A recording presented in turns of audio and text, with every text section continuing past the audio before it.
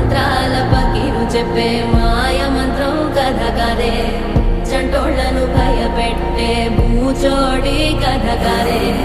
తాత ముత్తాతమ్మల భూతాల కథ కదే